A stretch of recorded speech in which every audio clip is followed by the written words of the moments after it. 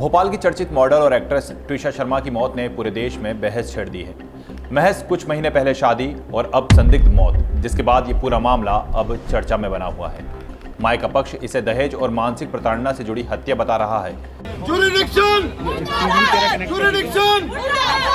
जबकि ससुराल पक्ष का दावा है कि ट्विशा मानसिक तनाव में थी और मामला आत्महत्या का है। शाम को मैं ऑफिस से आती थी, उस गोद में सर लेकर बैठती थी। तो अब सवाल ये उठ रहे हैं कि आखिर अब तक इस केस में क्या क्या हुआ। आखिर ट्विशा शर्मा है कौन, पति और सास पर क्या और क्यों लग रहे हैं आरोप, और दोनों पक्षों का क्या है कहना। आज इस एक्सप्लेनर में हम समझते हैं ये पूरा मामला।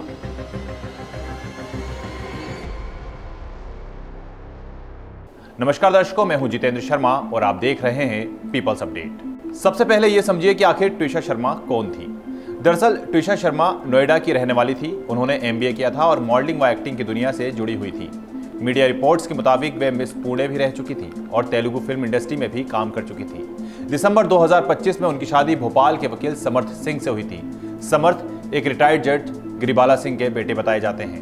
अब आपको बताते हैं ट्विशा की मौत कैसे हुई। तारीख थी 12 मई 2026, दिन था मंगलवार, जब भोपाल में बने ट्विशा के ससुराल में उनकी लाश मिली। जानकारी के मुताबिक उनका शव फंदे से लटका मिला था और जब उन्हें अस्पताल ले जाया गया तब तक बहुत देर हो चुकी थी और डॉक्टर ने ट्विशा को मृत घोषित कर दिया था।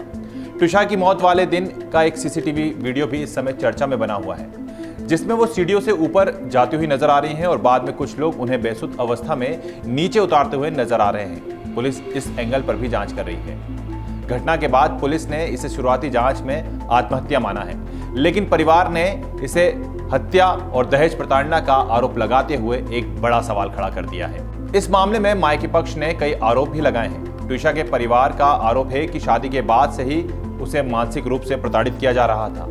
दहेज को लेकर उस पर दबाव बनाया जाता था। ट्विशा को मानसिक रूप से टॉर्चर किया जाता था। ट्विशा ने कई बार अपनी मां और दोस्तों को अपनी परेशानी भी बताई थी। कुछ चैट्स में उन्होंने घटना और तनाव की बात भी लिखी थी। परिवार का आरोप है कि यह आत्महत्या नहीं बल्कि सुनियोजित हत्या हो सकती है। उन्होंने निष्पक्ष एसआईटी जांच और दोबारा पोस्टमार्टम की मांग की है। परिवार ने पति समर्थ सिंह और सास पर गंभीर आरोप लगाए हैं, जिसमें दहेज प्रताड़ना, मानसिक उत्पीड़न और ट्विशा की संदिग्ध परिस्थितियों में मौत शामिल है।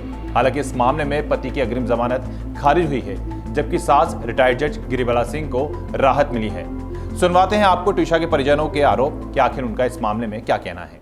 देखिए, आज पुलिस की दलील थी कि ये लोग बहुत रसूखदार हैं, ये साक्ष्यों के साथ छेड़छाड़ कर सकते हैं, इसलिए इनकी बेल एक्सेप्ट ना की जाए। समझ गए ना?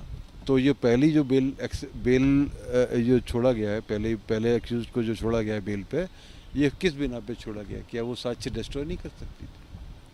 तो ये एक बहुत बड़ा मजाक बन चुका है आज जुडिशरी का कि एक एक्यूज को इसलिए छोड़ा जा रहा है और एक एक्यूज को अब पकड़ा जा रहा है। इन्होंने पूरी फ्लॉट है सिस्टम के अंदर। ये घर जो सील किया गया जिस प्रक्रिया से पुलिस की कार्रवाई शुरुआत में इन लोगों के साथ रही है, वो साक्ष्य मिटाने की रही है। इन्होंने पूरी तरीके से साक्ष्य डिस्ट्रॉय किए हुए हैं इसमें। उसको जो मारा गया है उसी घर में मारा गया है, या अगर जो जैसे आप खुद अपने मुंह से कह रहे हैं कि सुसाइड है, सर जो भी है सब कुछ हुआ तो उस घर में है ना। उसमें बहुत सारे लैप्सेस हैं। उसकी एफआईआर क्यों नहीं करी गई 3-3 दिन तक? यहाँ पर क्यों जो है बेल दे दी गई? ये सब अलाउड नहीं होता है। यहाँ एक अंधा कानून के तहत सारी जो है हरकतें की जा रही हैं। वहीं इस मामले में ससुराल पक्ष ने भी अपनी बात रखी है। ट्विशा की सास पूर्व जज गिरिबाला सिंह ने सभी आरोपों को खारिज किया है। उनका कहना है कि ट्विशा मानसिक तनाव से गुजर रही थी, उनका इलाज चल रहा था और घटना वाले दिन उनका व्यवहार सामान्य था।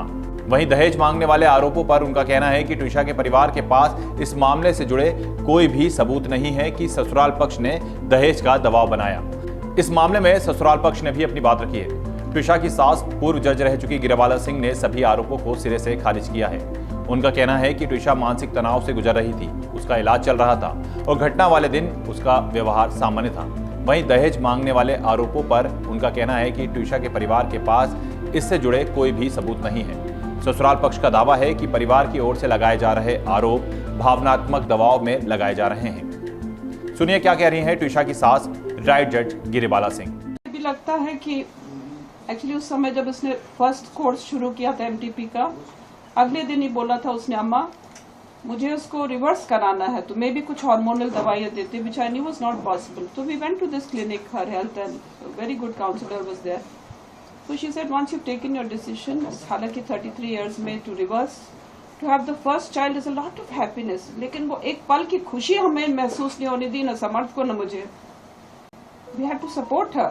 शाम को मैं ऑफिस से आती थी, उस गोद में सर लेकर बैठती थी, because she had lot of to bear a child is lot of hormonal balances also. मैंने उसकी मदर को फोन किया, I said, you are needed now. 5 महीने में they never came except once, जब भी खुद अपनी मर्जी से घर गई थी, एंड द नेक्स्ट टाइम वो लेकर आए थे। एंड उस बार आई टोल्ड हर, लुक आपका होना, बिकॉज मैं 6-7 घंटे यहाँ नहीं रहती हूँ, समर्थ इज ऑल्सो आउट, कोई रहना चाहिए उसके साथ। और आज वही माता पिता उस बच्ची के देह को पंच तत्व में विलीन नहीं होने दे रहे। अब आपको बताते हैं कि अब तक पुलिस जांच में क्या क्या हुआ। मामले की संवेदनशीलता को देखते हुए इस मामले में एसआईटी का गठन किया गया।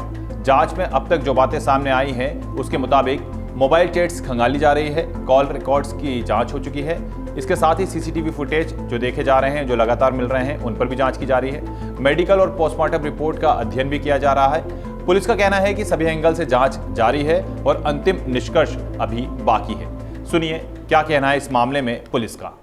जो ट्यूशा शर्मा वाला मामला है थाना कटा वेल्स का, उस अपराध में लुकआउट नोटिस के संबंध में डीसीपी इंड कार्यालय भोपाल कमिश्नरेट तथा क्षेत्रीय पासपोर्ट कार्यालय में आवश्यक पत्राचार कर दिया गया है और ये प्रक्रियाधीन है अभी, और इस पर शीघ्र ही कार्रवाई हो जाएगी।